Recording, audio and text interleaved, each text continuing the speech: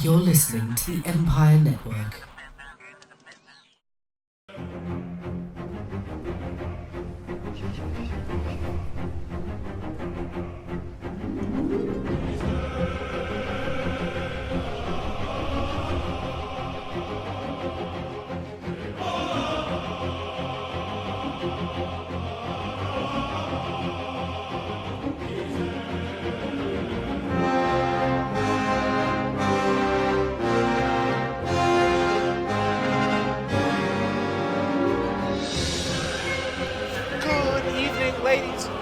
Welcome to another episode of Star Wars Wastelands. I'm your host tonight, McMahon. It is a pleasure to be here with all of you guys, breaking down all the news, happenings, and reviews of this week's episode of Star Wars Rebels. Joining me tonight will be the sole voice on the panel along with me tonight. Sage, how you doing tonight? You know, man, Mr. McMahon, I'm doing pretty good. Pretty freaking good. Just testing, because we had an error with our NHL trade deadline show. Can anybody out there, mainly the guy that doesn't ever pay his rent, hear me? Anybody at all?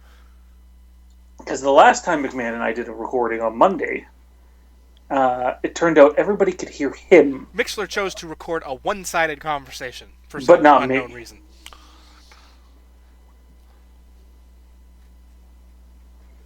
I have no identification from anybody yet saying they hear me. This is not very helpful. Maybe you could put it out there in the world, since if they're not hearing me, Okay, then they're not hearing you can anything. be heard, because the question has been answered by good old frequent flyer, Mr. Mr. Matthew Version Cole. 2. That's right. Mr. Version 2 himself. If you don't get that joke, shame on you. Okay, so I want to just begin things off and apologize for last week's episode. McMahon was sick. He was busy playing console hockey with a whale. I wish that's what I was doing. Wait, you actually wish that's what you were doing? Compared to what I was doing, yeah. It's pretty screwed up, and even for you. Hey, when you got it coming out of both ends, you never want that. Okay, let's.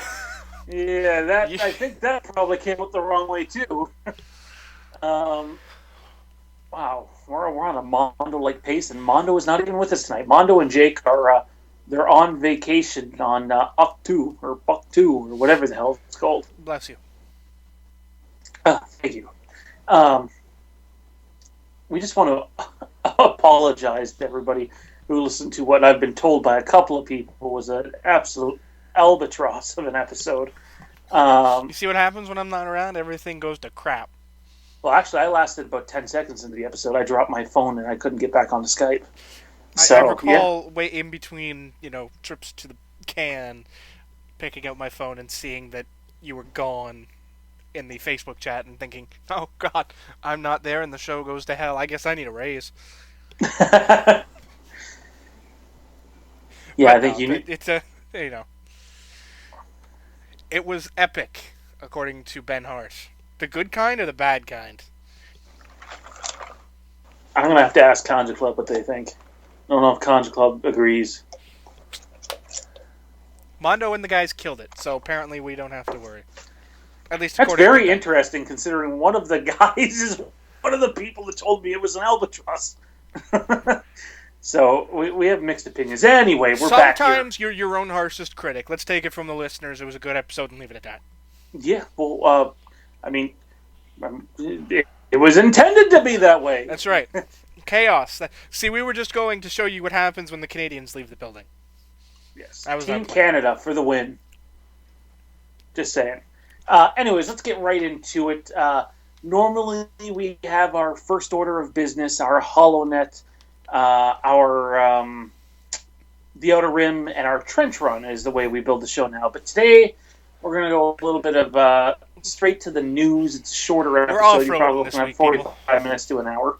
And the first thing I want to touch on right off the bat, and I'm guessing most of you have just seen this, Star Wars Rebels, Shroud of Darkness. Everybody in the chat listening right now, or everybody on YouTube listening on the Empire Network, feel free to post your comments of what you thought about the episode Star Wars Rebels Shroud of Darkness. People on channel 1138 listening live, Tell us your post reviews. your thoughts. We'll read them on air. Absolutely. But Fizz, I'm going to throw the ball at... I feel like someone has taken over. I am definitely not used to seeing that when I'm the one hosting the show. I'll tell you, that's not me. I don't know who that. That's Ben. It's Ben. Yeah. Ben's trying to take over. That's what he's trying to do. He's hijacking the show. No, seriously though, Fizz, I'm going to throw the ball right over to you. Try to catch it, Butterfingers. Your thoughts on this episode and where you'd like to start, because this is an episode that I believe deserves a detailed review. You know, we'll start right at the beginning. Is probably the best place to start, and it felt a little awkward jumping right in on a battle. And from there, it felt like the show kind of. And then this is going to sound like a complete knock on the episode, but it absolutely isn't. It felt like a short episode. And in part, that's because they just crammed so much into a 20-minute period, which is awesome. But, you know, starting out real hot and real fast with the battle with the Inquisitors and Kanan and Ezra, the pace just kind of trended down from there. So it felt like a really short episode. That's the only real critique I can make about that episode. Everything else impressed the crap out of me. Okay. Starting with the battle was just, it was intense. It was a great, you can never go wrong starting an episode with a battle like that. You know, the footwork, the intensity of, you know, the techniques that everyone had, it was great. You know, and then you finish the battle and you start, you know, they start questioning how exactly are they going to, you know, how are they going to hide themselves from the Inquisitors in order to, you know, do the things they need to do. And of course, you know, they make the decision to, what would have been done in the past was, of course, go to the Jedi Council. Well, there's no Jedi Council anymore, so what are they going to do? And it was a great episode. It was a really great episode. Yeah, what about you? What do you think of the beginning? Because I think probably the best order is to just break it down piece by piece, so we're not jumping all over each other. I think when the episode first started, and I was one of those lucky guys that got to see it, like, I don't know, 10 hours before everybody else. I chose to watch it at about 9:30. It's kind of like you. The battle happened. I'm like, holy crap, what a place to start. I thought to myself, for sure, is we were going to see that part, and then it was going to come up, you know, so many hours prior or something like that. Yeah. And that didn't happen. I don't have any knock on this episode. Well, it started in a very quick place and did slow down from there. The slow down part was the best part of the episode. Oh, absolutely. You know, and had they just kind of started out with them on the ship, I would have had literally no complaints to make. I'll say this before we get too into it. In my adult life, I don't know if Star Wars has ever left me very confused before. You know, I've always had a good idea where things stand and what things mean. Mm-hmm. And, by the way, I do think this is the best episode of Star Wars Rebels this season. So far. But I found myself saying at the end, what we just saw actually happened? What is real and what is not? That's how I felt at the end of it, because it was very confusing at times. Certain elements of it kind of made me stop and think. But, you know, at the end of the day, I think I have a pretty good handle on what really happened and what didn't.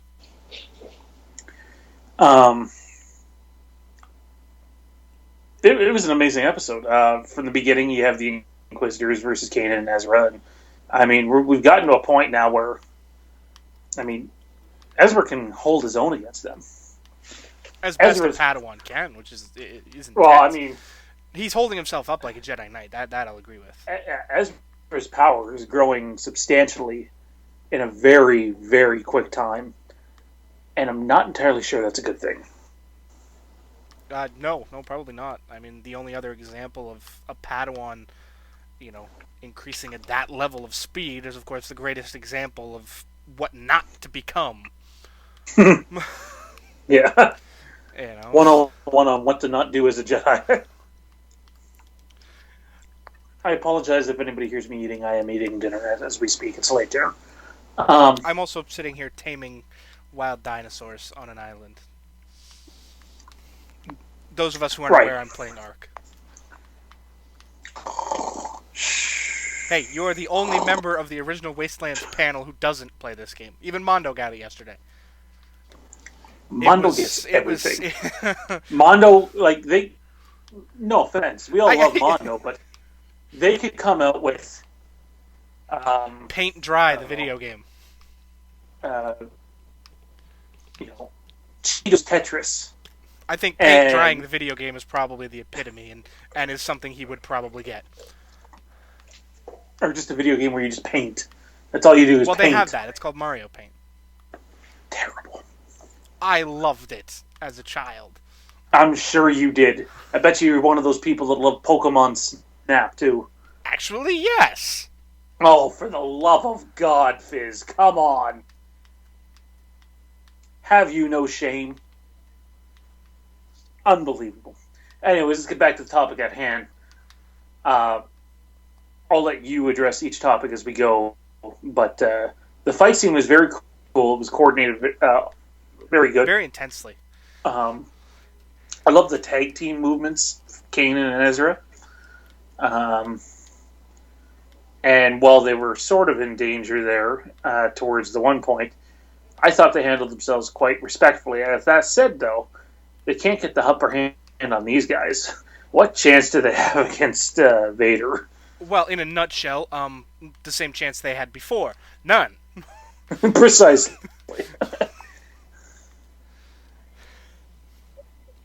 But anyways, yeah, go ahead. Take us away from there. Well, after we finish the initial tag team battle, like I said, they go back to their ship with Ahsoka, who is viewing a holocron of her master. Her Anakin Skywalker is teaching the Jedi arts, which I thought was a really neat thing to have. I'll admit, I'm still, we'll get to this gripe also a little later about another character, but I'm still not a fan of the look of Anakin Skywalker in Rebels. So, just get that out there. I didn't like the way he looked. Well, he's not in his normal Jedi garb. He's teaching a class. He's not, but even things like the face just felt a little weird to me. It's everything's done in Ralph McQuarrie. I understand that. I mean, even Obi-Wan looked considerably different. Yoda obviously looks very different. Oh, and that makes perfect sense to me completely. I have no gripe on that in that regard, but just as a whole, it's so different from everything we're used to. Clone Wars had a very distinct style, which is something that Rebels has fairly accurately stuck to, and now we're getting characters from the Clone Wars and Rebels, and they just look completely different. Which is Yoda. We'll get to him, but seeing her watch Anakin train was a good moment. Hearing her describe Anakin to Ezra, especially in the I very much like the ambiguous way she never really answered the "what happened to him" question. She told Ezra the last time. Did they ask that? He did. Ezra did ask what happened to him, and she's pretty. Remind me, this is fresher in your mind than my mind. I've watched it. I recall she said, "I don't know. The last time I saw him, he was racing off to save the Chancellor," which is very ambiguous. Which is accurate. Anakin. It's actually not accurate to the end of the Clone Wars. Which means they must have seen each other again after she'd already left the council. Because I'm assuming she's talking about when the Chancellor gets kidnapped that leads into Revenge of the Sith. But that doesn't actually happen in the the canonized Clone Wars. It was kind of implied that it was after the Clone Wars, like the series. At least that's the way I took it. That she'd seen. I mean, they could have ran into each other because they were discussing Order 66. So, But fair enough. It was an interesting way to kind of segue in her knowledge of her master while teaching Ezra little bits and pieces about her own history. And then Kanan kind of shows up with them, and they make the plan. What are they going to do? How are they going to protect? How are they going to start a rebellion when the Inquisitors are always right on their heels? And they decide that, it's a good point. It is a good point. It's a very good point. And, they reach the point where they decide, in the past, Ahsoka points out that, well, we would have gone to the Jedi Council, but we can't do that anymore. And they start talking about Yoda and, Kanan and Ezra. P.S. By the way, if we haven't already spoiled the first 5 to 7 minutes of the episode for you, spoiler alert. If you haven't watched, that's right. If you haven't watched it yet, probably not the right time to listen. Come back and listen to us on YouTube after you've seen the episode. But they make the decision to go back to Lothal, to the Jedi Temple on Lothal, which was an interesting. I really did not expect them to be going back there quite so soon. I guess it makes sense with what we think we know about the future, so it does make some sense. But, they decide to go back to the temple, and that's what they do. They leave for Lothal, while not telling the rest of the crew where they're going.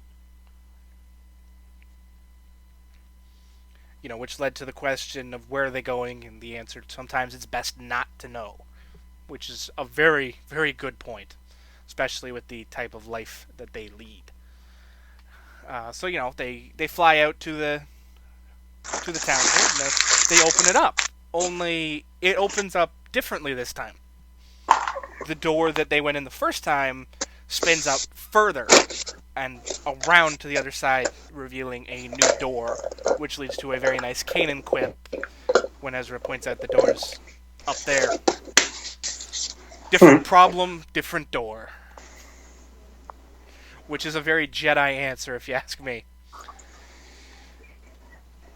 That's fair. And of course, they head inside the temple, and they decide that, the last time they saw Yoda, they were meditating.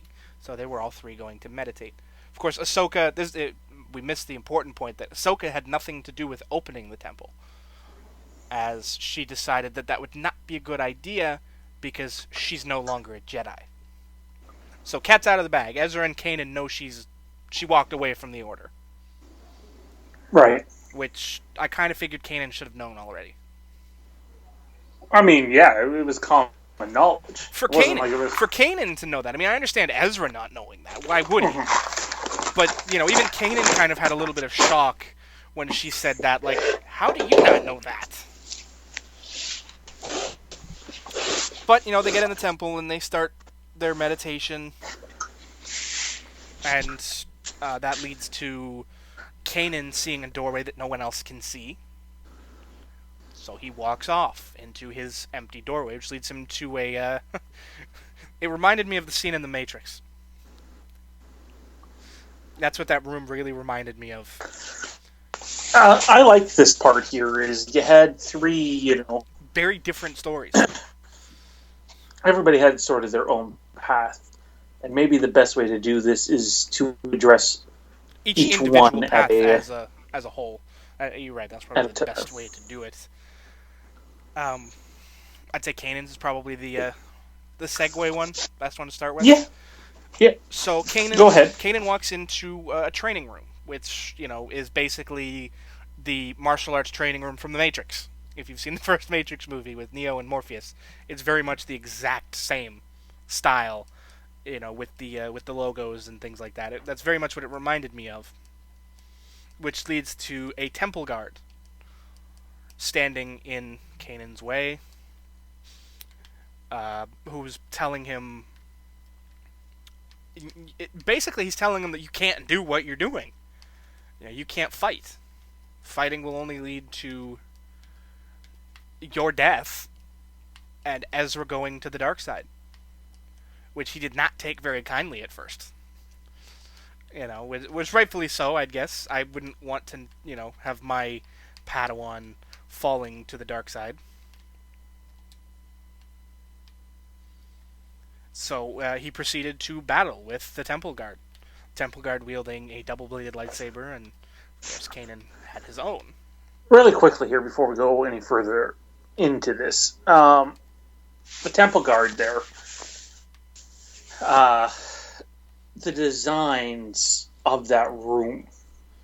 Now, the Temple Guard design is obviously very similar to the one, if not near identical, from the Clone Wars. However, it also has a striking resemblance to the Infinite Empire from Knights of the Fallen Empire, aka the Old Republic, along with the design of the room and the way the lightsabers were on the wall, and it was a nice callback to various things that I really am intrigued. Definitely about. A heavily influenced scene to which even I noticed, and I haven't played Knights of the Fallen Empire, and even I felt like, okay, I've seen this place before in a Star Wars universe.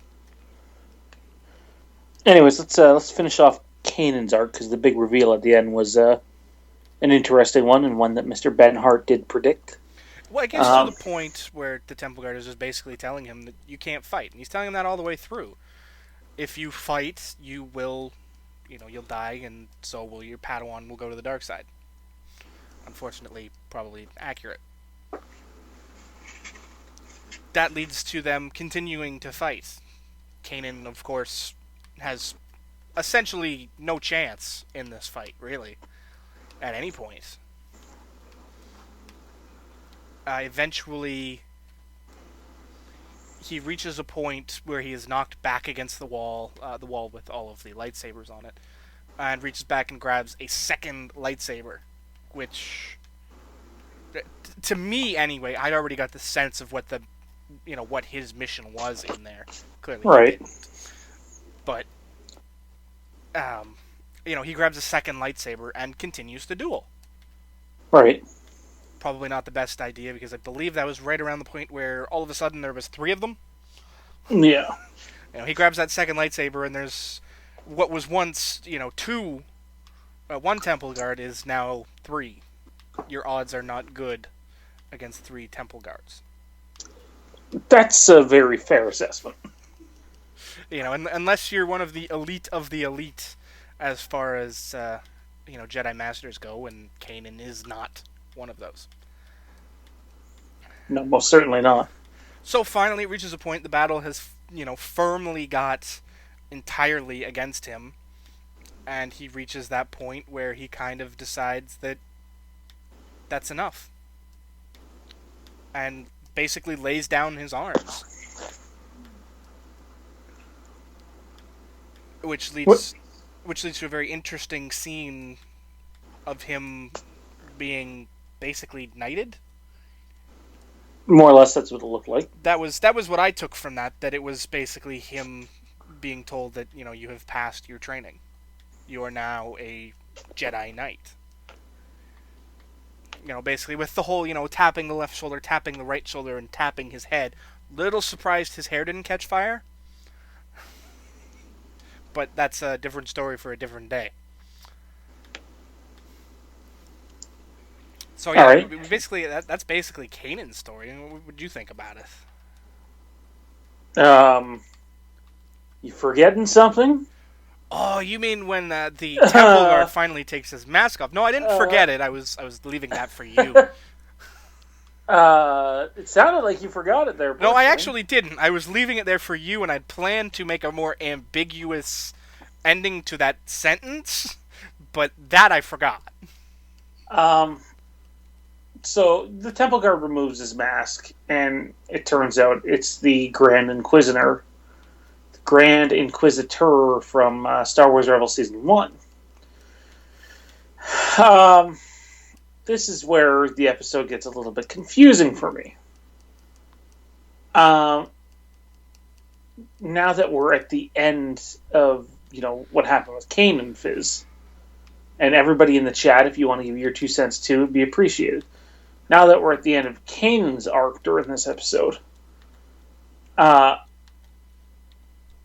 Do you believe that the temple guards were actually physically there, or that was just No, Kanan that having was a vision? that was the cave giving him his vision.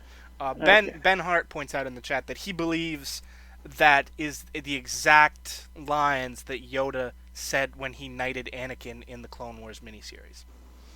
So. Oh God, that's going way back. That is going way back, but it would be it's not out of the realm for them to throw it back there. So it makes perfect sense to me for them to have done that. Yeah, no, I'm with you on that one. As long as it was just a vision, then I'm cool with that. I don't want them to have been Force ghosts or anything of the sort. I mean, there was no blue fadey thingy There was around no them. inclination that they were. Yeah, if it's a vision, there. I buy it, and I'm cool with that. But does that mean the cave then was holding off the Inquisitors? I think that's kind of implied. It is a Jedi temple. It's not out of the realm for a Jedi temple to have the ability to, prevent those using the dark side of the Force from, progressing to where they're at, just based on the fact that, it opened up a different door the second time they were there. A normal cave a normal temple type thing would not have done that. It would have just been, one entrance. So I really didn't take any issue with that. I think as much as anything else, it was kind of inside the temple. It took them into kind of like a dream state. So I don't think time played out the same on the inside of the cave as it did on the outside. I think that, maybe the best thing to do is to move on to the next arc and not. I say we leave the big one for the end. Yeah, to me, both of these next two are big ones. I'd say one's a bit bigger than the other. I don't know. I honestly don't. And then there's a part I'd say that might be bigger than both of those. But yeah, I'll let you take the lead here. I apologize. I will be outside moving some stuff, so you might hear some moving around during this. Well, the next thing we have is... Actually, before we do this, I want to see if the call is going to drop on me, Fizz. It may. 1 second.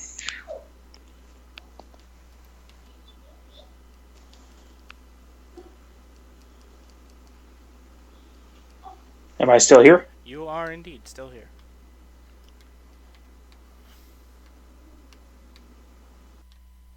And now he is no longer here.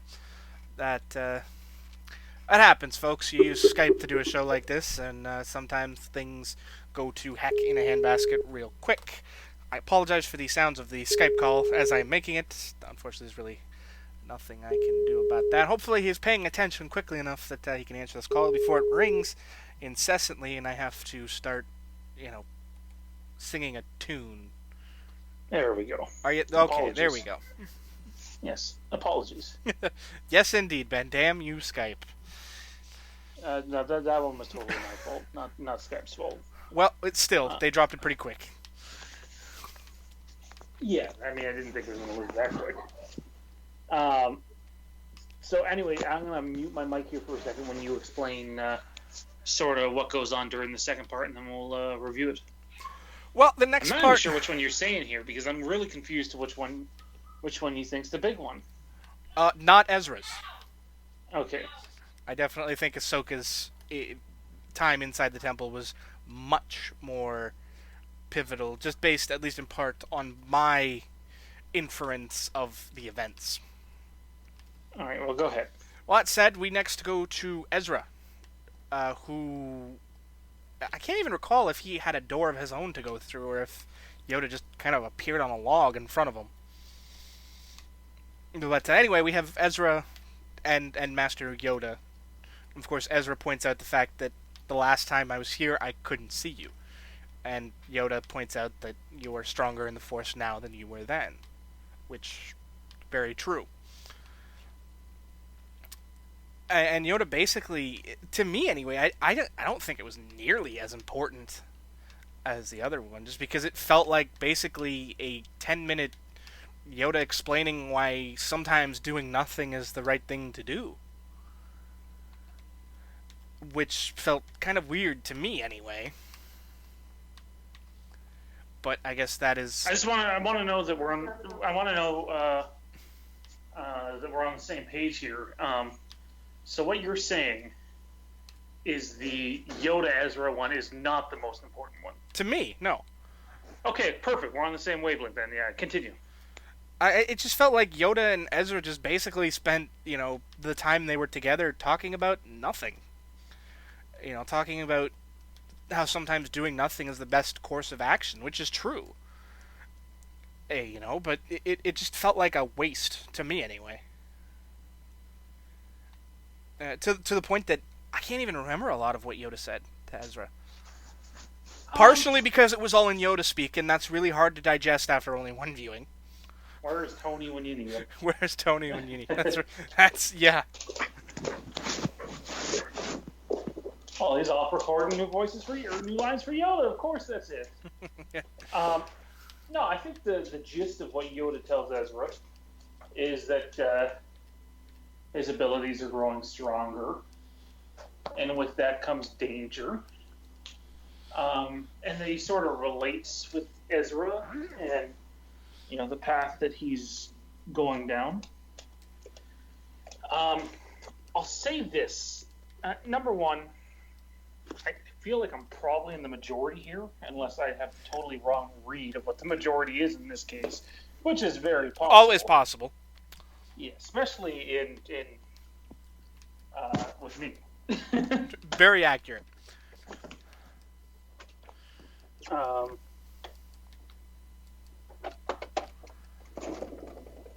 Apologies here. I got a light to turn on out here. For me, when I look at it as a whole, and you get right down towards the end when Ezra tells Yoda they've already decided what they're going to do. Uh-huh. That being fight. It brought me,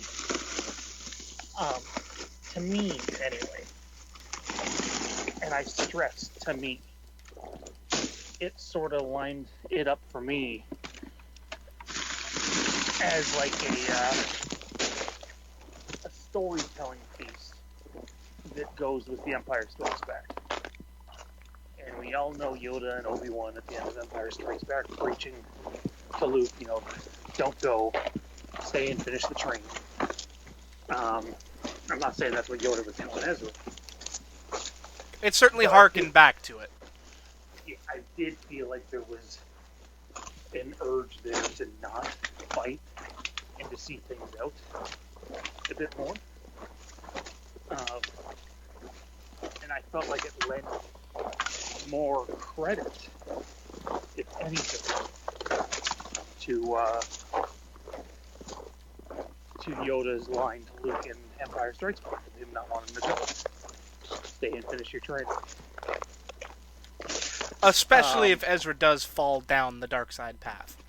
I don't know if Ezra's going to fall down the dark side path. It looks like that may happen. The one thing I do know, though, is he's probably going to die. That would seem to lend more credence to Yoda saying what he said. Well, I think just him turning to the dark side would add that credence as well. Because, I think that the Temple Guards were a manifestation of the Force. They weren't actually there. They were just in Kanan's head. The fact that Yoda appeared on a Dagobah log... Yeah, no, Yoda, that's Yoda. It implies that he was, he was partaking in a joint vision, and those were actually things he was saying from his swamp on Dagobah.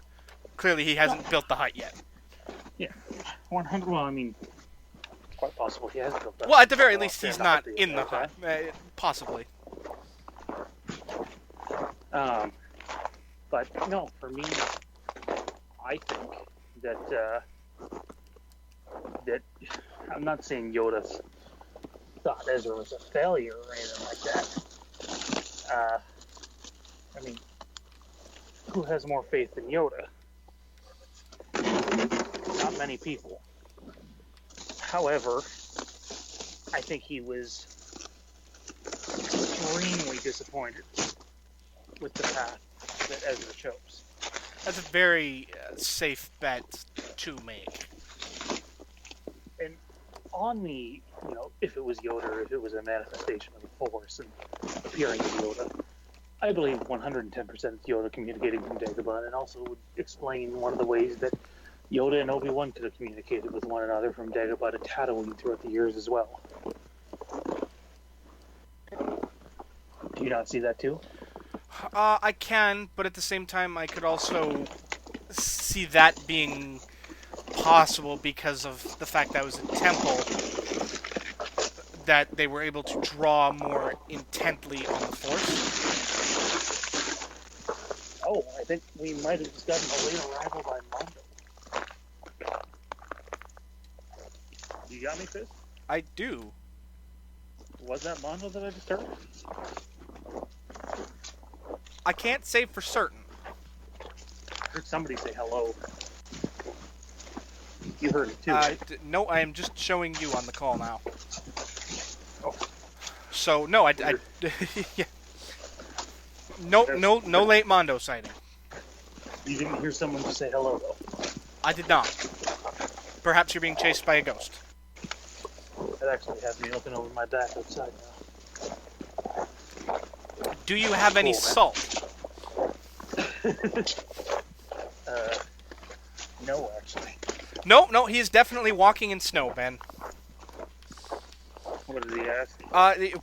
The snow chomping under your feet is definitely the most prominent sound we can all hear. Oh, apologies. Kind of snowed a little the last couple of days. I've heard that.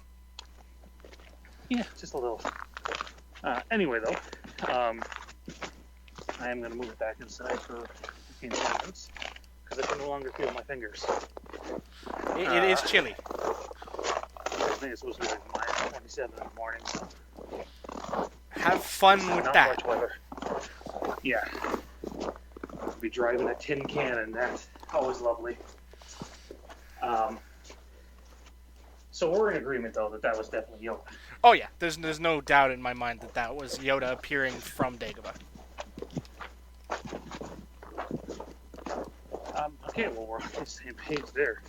You get the same sense that I did there towards the end, that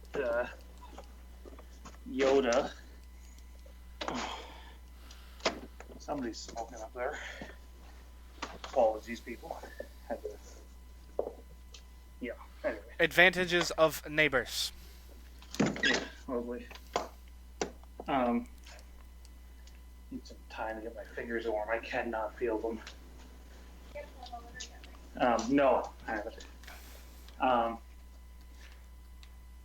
What was I? Okay, so, and you're in agreement that Yoda was indeed not impressed with Ezra's decision, or not necessarily not impressed, but almost like there was sorrow in his response to Ezra's last decision. If Yoda wasn't so Yoda, he probably would have called him a petulant child. Yeah, no, that's probably a. He was just shaking his head there on Dagobah, like, really again? Why can't we just find a Padawan who listens? Well, that would probably be his response to Luke in Empire, since Empire happens after this. But, no, I mean, I think that sums that one up. Why don't you carry us to, I need to have a word with my fiance. She's just going to bed, but I am listening, so why don't you carry us into the discussion of the last, and in agreement with you, actually. I thought you were disagreeing with me earlier. Oh, no, definitely. This was huge. Vital of this was the, huge. It answers a question, at least to me it answers a question that I didn't think was the answer. And next up, we have Ahsoka, who basically is the only one who stays in the initial room. She continues meditating and starts hearing a voice. And that is a very familiar voice to us. The voice she begins to hear is that of her master, calling out for her. Why did you leave? Was his big question, which is a question I'm sure he asked at some point. And it continues down that road of asking, why did you leave me? And we get to a point where he says a line that it definitely implies she knows more than we thought she did. Do you know what became of me? And it's at that point that you begin to hear that deep, labored breathing. That ever-familiar Darth Vader breathing call. And she turns around. But she'd already turned around by that point, but the vision starts to change. And standing before her is Darth Vader. And at that point, she reaches for her lightsaber, ignites it, and slashes at the air as Darth Vader just completely disappears. That was a huge, huge moment, because A, it tells me that she absolutely knows that Anakin Skywalker is Darth Vader. She knows it. She may not want to admit it, but she knows. And that makes perfect sense to me that, she knows it, but refuses to admit it, because it's hard to imagine, that her master, the man she knew, would go on to become one of the most evil cretins to walk the galaxy. I think she already knew. I mean, I think she had an idea anyway. I completely agree. Good idea. She absolutely knew. I think by that point, she's more or less sitting there going, almost in denial. She refuses to admit what she already knows. Like, I don't know. It is what it is. For me, though, looking back at that whole sequence, I apologize, did you finish describing it or no? Yes. Okay. That whole sequence there. It's one of the things I've been waiting for most, specifically from what we've seen in the trailer to the second half of the season.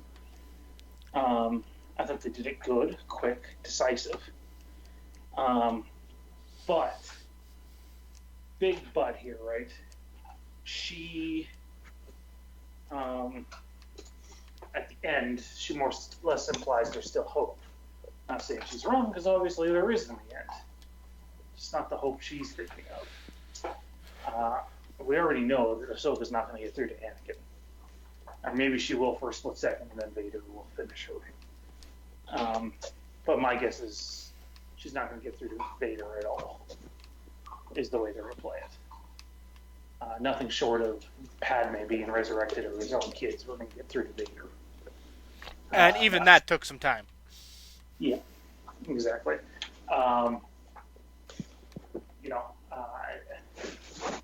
She seemed a little too hopeful to me, not bashing the episode, like I said, my favorite one this season so far. But if I were them, if I were her, I mean, I guess being hopeful is better than being negative. That would be the flip side to it, right? Yeah. And yet, it's not going to end well for her. In my opinion. Doesn't make it right. So then, after the visions, they all meet up in the middle. Ezra's trying to tell them, they don't listen. They're running out of the temple.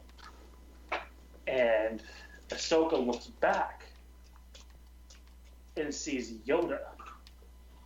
And either she waves at Yoda or Yoda waves at her. I think Yoda waved at her. She just acknowledged him. I want your take on that. Because that, to me, was that part really confused me. In terms of, is that real or not real? I definitely think it was real. I do.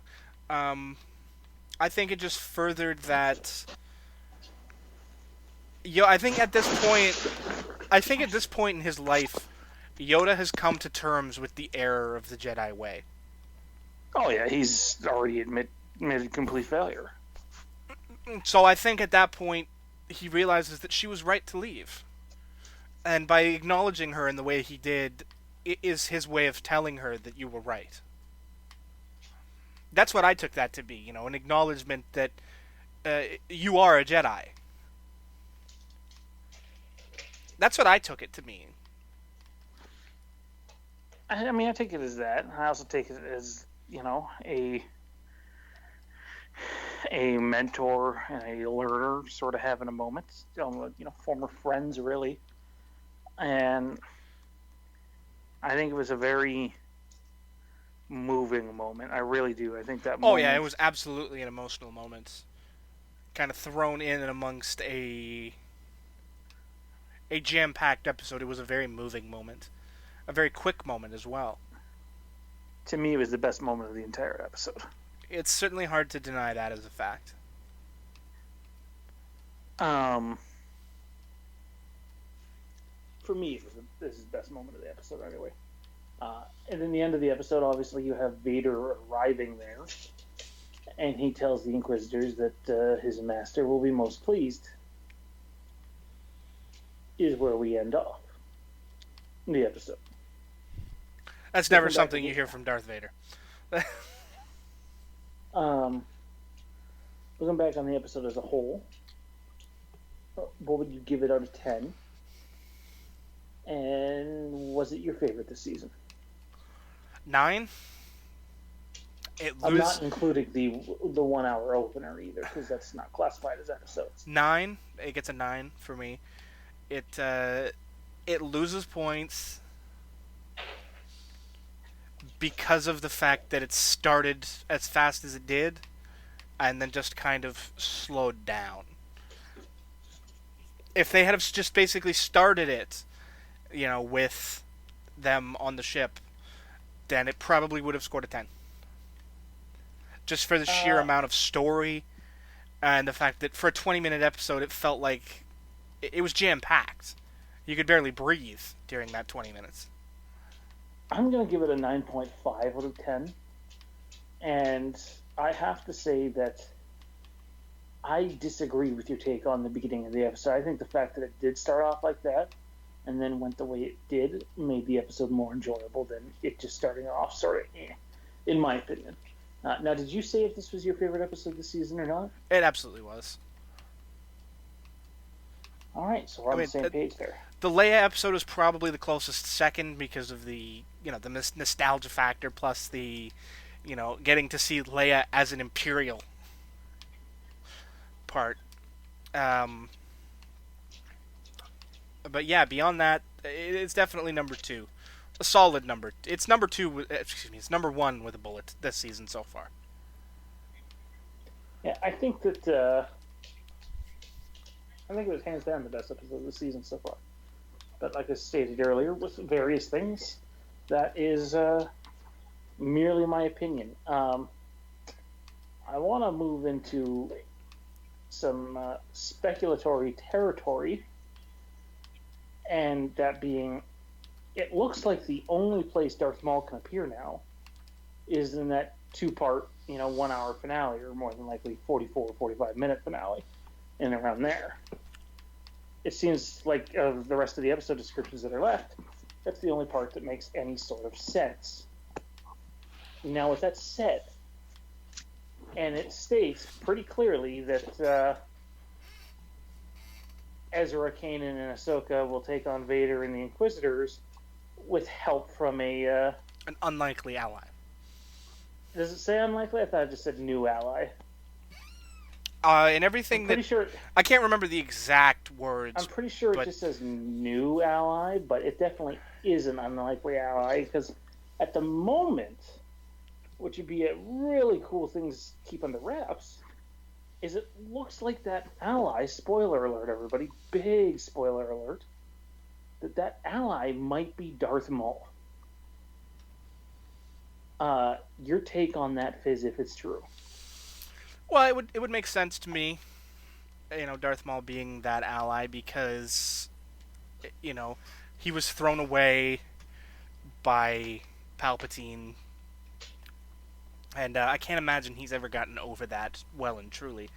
So I can only imagine that he's still very, very pissed off about that.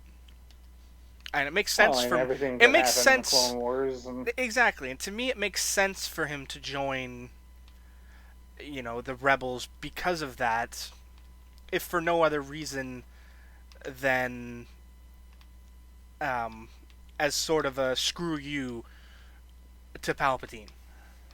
see, I don't think he will join the rebels. I don't. I don't believe think that he'll for a full on second. join the rebels, but he will join I them. think He'll join that them in the he will- fight. See, I don't think he'll have anything to do with the rebels. I don't think he cares about the rebellion versus the Empire. I think it's more personal than that. And I think he'll be more or less whether it's a very short period or a longer period, some sort of mentor to Ezra. I think that's where Maul's place sort of stands. And I don't know if there's a whole lot more to it than that. And I think that's more than enough. I mean, everybody was salivating at the idea of Ahsoka versus Vader finally happening. And everybody assumes that Ahsoka's a bite of dust. Let me spin one at you here and to the audience as well. What if it's Maul that bites the dust in a battle against Vader? Obviously, we know Ahsoka and Vader's not having a conflict, but it could get interrupted by Maul. My gut To me- says no. I don't want Maul to go either. Sam Witwer is amazing as Maul. I would be more for Ahsoka going and Maul sliding into that place as like Ezra's not necessarily master, because I'm assuming Kanan's going to escape with his life for now, but sliding into that place where Ahsoka was a distant teacher, more or Right. less. Right. And it'd be a way to keep, while Maul may not be Sith anymore, Maul's ways aren't exactly that of the light side, and it'd be a way to, corrupt Ezra further. It'd be further from the Jedi path. What do you think of those two is more likely? I say Ahsoka biting the dust is more likely because I'm still firmly in the camp that when Darth Maul finally meets his end, it will be at the hands of Ben Kenobi. I think that needs to have to. Yeah, I do believe Darth Maul needs to. I definitely think that Darth Maul will be the villain of the inevitable Obi-Wan Kenobi spin-off story. I agree. I think that makes a lot of sense. It'd be unfortunate if they went away from that. I realize it's already been told once before in the EU, but it's a perfect fitting story. Because, Obi-Wan more or less set his downfall in motion. As we see in the Clone Wars, he's not really over that.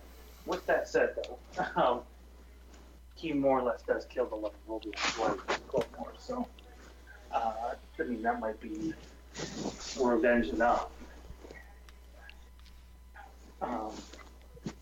But it is what it is.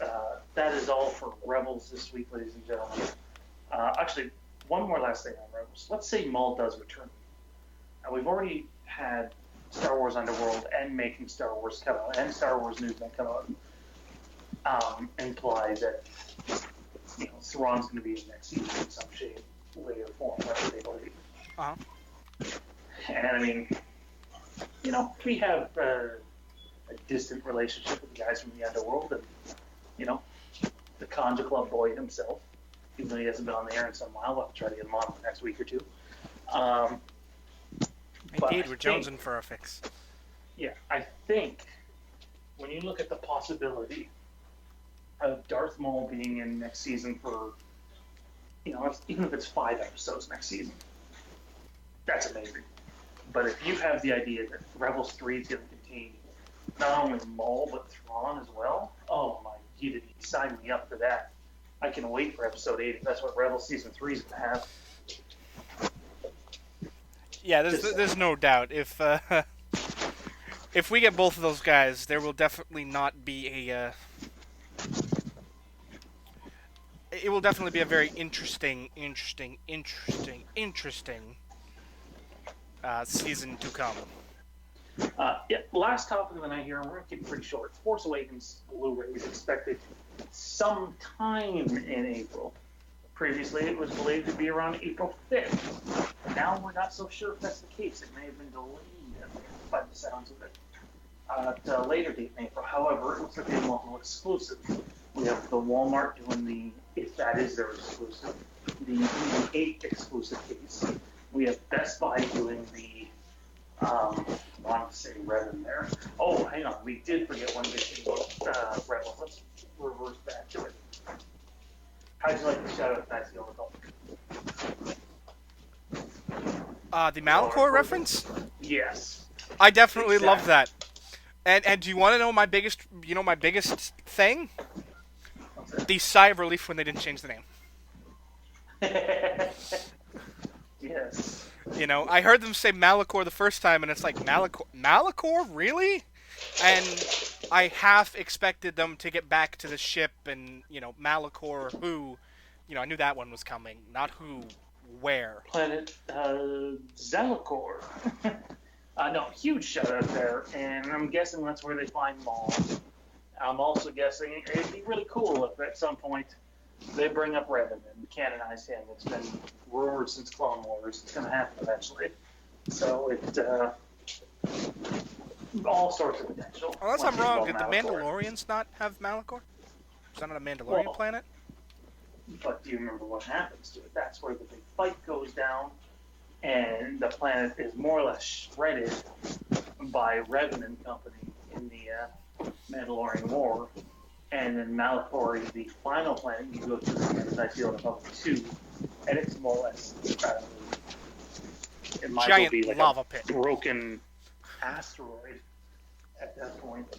So we're gonna shift gears. Yes, you have the BB-8 cover from Walmart, and then it looks like you have the Kylo Ren Steelbook cover exclusively from Blu-ray. I have to ask exclusively from Blu-ray. I think you meant Sorry, Best Buy. Best Buy. Exclusively from Best Buy. But I have to ask you. Sorry, I have a dog trying to beat up a cat. If I was more Joey Styles, I would do the cat fight, but I got a headache and I'm just not going to do that. Yeah. Last off, the steel case. Do you think this is just going to be like the previous steel cases that we got out of the re-releases this year, which really had no special features, and they were just steel case versions of episodes 1 through 6? Do you think that's more or less what this is? Because it sort of seemed like that. However, I have some things that go against that. One, why would it be exclusive to Best Buy then? Because it's supposed to line with the rest of the steel cases. And 2, maybe it is, but do you think the steel case from Best Buy, there's no indication from what I've seen, is still going to include all the extras, maybe not the 3 discs, because the 1 disc is just the DVD version of The Force Awakens, but maybe 2 discs, a Blu-ray, the Blu-ray movie, and then the Blu-ray special features, or do you think that this steel case will pretty much just be the movie? I think it's just going to be the main, released Blu-ray set and whatever special features and bonuses that comes with. Oh, so you do think it's going to be, at least the 2 discs and have the... I think that whatever they have at Walmart is going to be the same as what they have at Best Buy, but in a different case. If that's the case, then that is absolutely the case I want. The Kylo Ren steel case, that would be tremendous. It will depend entirely upon the price tag. I plan to get the most content for the cheapest price. That's my goal. And if that means I have to settle for, a cheaper case that's, 10 or it's, $5 or $10 cheaper because I'm getting it at, say, Costco or something, then that's what I'll do. Well, you know me, my Kylo Ren man crush. I will gladly go and pay the extra for the Kylo Ren. I mean, normally I would concur, but it's as much about, the fact that right now I really don't have a place that it would be displayed. It'd just end up on, the bookshelf with all the rest of the Blu-rays and DVDs. Still worth it. It's a color steel case. And if it's the same price as everywhere else, then yeah, that's what I'll get. But I don't think it'll be the same price. You gotta assume it's gonna be $5 more. and see, that's just something I'm not willing to do that for an extra steelbook case when Lord knows, within a few months there's going to be unofficial Amazon Blu-ray steelbook cases like there is for everything else. Well, boo you. Boo you. Anyways, ladies and gentlemen, that is all the time we have for you on tonight's show. Fizz, I want to thank you for hosting. It was a pretty informative show, and the first show we've ever done that has focused exclusively on Rebels for the most part. And it was a lot of fun doing that because it was a incredible episode to review the way we did. And probably a good thing we did it with this one because it sounds like the next two are going to be standalones. The next three, actually, were standalones. But yeah, thanks for hosting tonight, man. It was a pleasure. My head hates you because, I've had a headache for the better part of the last 3 hours, but soldiering on.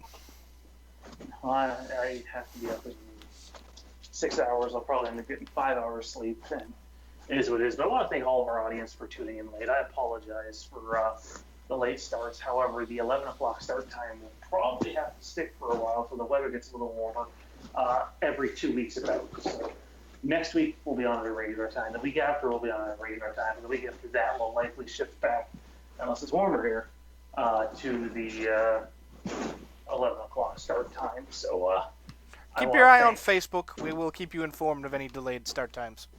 Yes, and by the way, I want to shout out to everybody that's been, the post reach has been phenomenal through the Star Wars Wastelands Facebook page for the last 5 or 6 weeks, and there hasn't been nearly as much activity on the Star Wars Wastelands Facebook page or the Future Star Wars group after I moved. Everything's still getting settled in.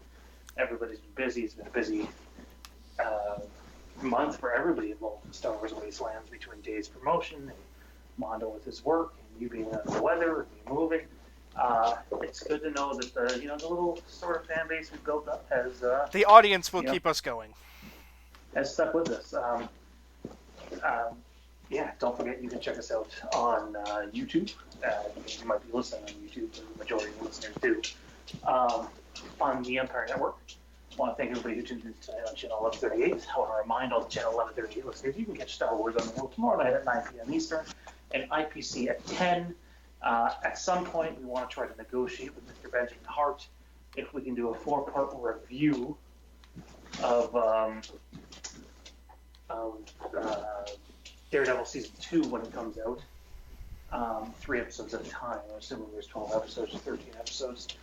With Mr. Hart with the Empire Network, I'm sure he'll do something with IPC, but you have that to look forward to, assuming Beck agrees to it. Small Screen Temple will be back next week. We have some things to catch up on while the shows are on break. And Hyperspace Gaming is also going to be back as well. So from Jay, this isn't NHL trade deadline, my bad. Nope. From McMahon, this is Sage. Thank you for tuning in. Stay classy. And may the Force be with you all. Or die trying.